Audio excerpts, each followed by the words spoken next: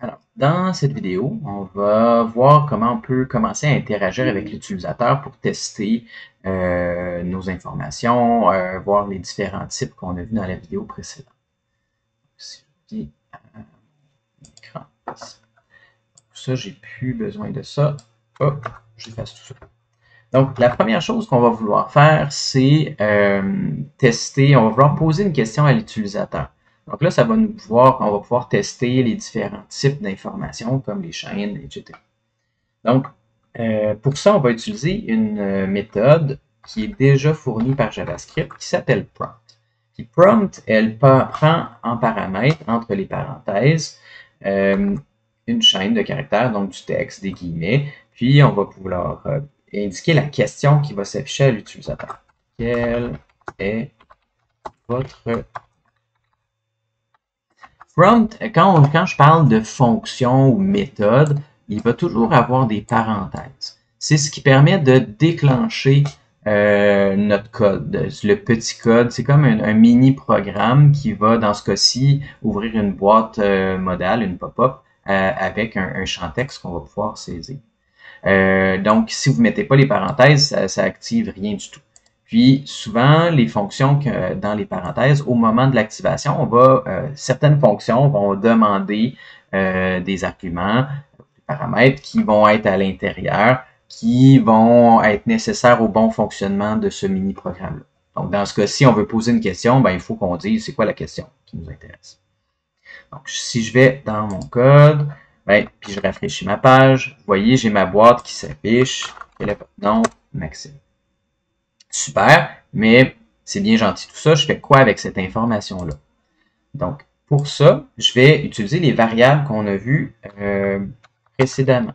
Donc, S non égale. Ça veut dire que le résultat de ma petite boîte, donc qu'est-ce que je vais retourner comme information, ben, il faut que je le capte dans une variable pour pouvoir m'en servir. Là, on va aller dans console et voir est-ce que je suis capable d'afficher le nom de l'utilisateur dans ma console. Je rafraîchis Maxime, puis on voit dans ma console que j'ai Maxime. Si tout d'un coup, je m'appelle et voilà, si je m'appelle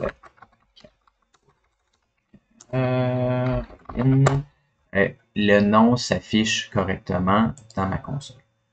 OK, c'est bien gentil, mais là, moi, j'aimerais pas juste cacher dans la console, j'aimerais l'afficher à l'utilisateur. J'aimerais interagir avec cet utilisateur-là. On va voir une deuxième fonction qui s'appelle alerte.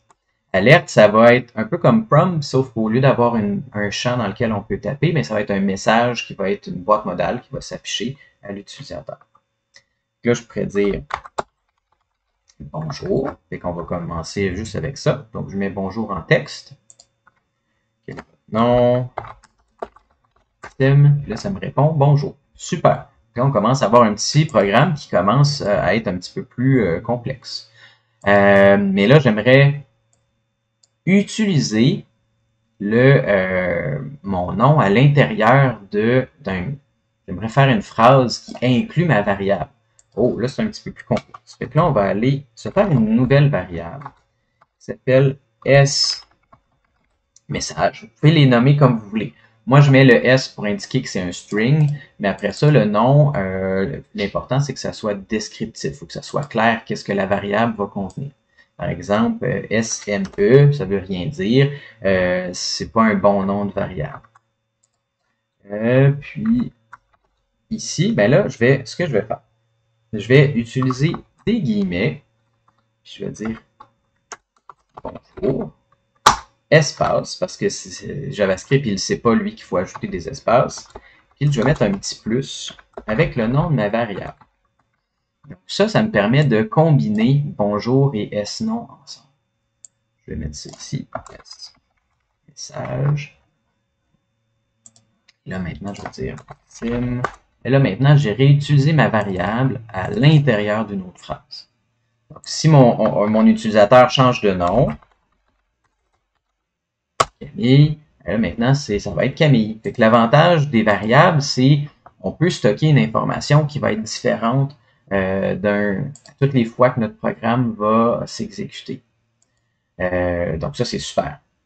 Moi, ce que j'aime moins dans cette manière-là, c'est que on a toujours il faut gérer les espaces, le plus. Par exemple, si je voulais continuer ma phrase, il faudrait que je mette point, comment allez-vous? C'est pas très joli. Je trouve que il y a beaucoup de risques d'erreur dans la manière dont on écrit notre phrase. Donc, il y a une deuxième méthode pour concaténer ou fusionner des chaînes. La concaténation, c'est quand on vient fusionner plusieurs textes ensemble.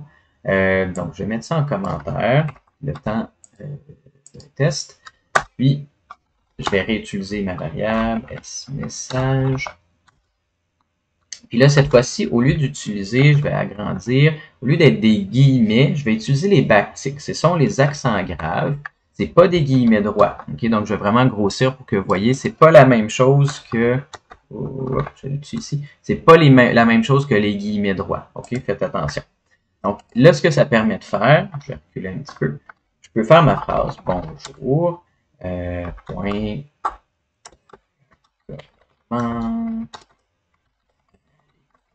Et à toutes les fois que j'aimerais utiliser une variable à l'intérieur de ça, je vais utiliser $accolade. Donc, les accolades, c'est ceux qui sont pas ronds, là, c'est pas comme des parenthèses. Et à l'intérieur de ça, je peux mettre des variables JavaScript. Comme ça. Donc, vous voyez que là, c'est plus propre. J'ai juste à gérer mes espaces comme je veux ici. Puis, ça va être plus facile à intégrer. Moi, c'est la méthode que je vous recommande quand vous avez à intégrer des variables dans du texte. Donc, si je reviens ici, j'ai tout sauvegardé. Ouais. Quel est votre nom? Maxime. Bonjour Maxime, comment allez-vous? Je réfléchis. Et bonjour Camille, comment allez-vous? Donc là, ça va être plus facile à intégrer nos variables de cette manière. Donc, dans cette vidéo, je vais l'arrêter là. Ça nous indique qu'est-ce qu'un prompt, donc comment on pose une question, puis comment on affiche un message à l'utilisateur. Ce qu'il faut comprendre, c'est que prompt et alerte, ça va être pratique au début quand on va apprendre à programmer, mais éventuellement, on va essayer de s'en détacher parce que ça vient bloquer l'exécution du code. Donc, éventuellement, quand on va vouloir afficher des images avec notre Canva, on va vouloir avoir une boucle de jeu qui va se répéter, ben, le alerte puis le prompt, ils vont tout bloquer. C'est pas très, très pratique. Ça empêche l'affichage correct de texte puis d'image. Donc, on va s'en servir au début parce que c'est notre seule façon qu'on connaît pour interagir avec la page, mais éventuellement, on va pouvoir interagir avec un champ de formulaire ou faire nos propres pop-up ou faire des boutons sur lesquels on va cliquer, etc., etc. Donc, c'est une méthode, ce sont deux méthodes qui servent à faire du débogage plus que c'est pas utilisé dans un cadre professionnel. Donc, fin de la petite notice. On s'arrête là, puis on continue dans la vidéo suivante.